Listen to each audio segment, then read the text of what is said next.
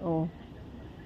Itong green na yan na puno, kailangan ko tanggalin yan kasi lumalaki. Pero maganda siya eh. Itong lilim din yan, kaya lang nasa gitna.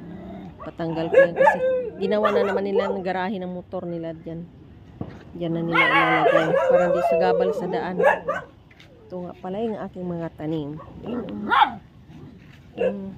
Ito ang ganda nito. Kapa ni Angel. Ganda ng bulaklak nito. Puting-puti.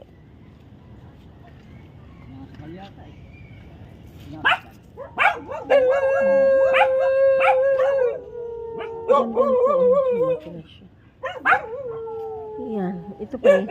Bagong tanim ko to ngayon. Gusto ko magkaroon din nito. Iba-iba. Yan yung motor niya. Kahit pala yung e-bike mo dyan, kasya.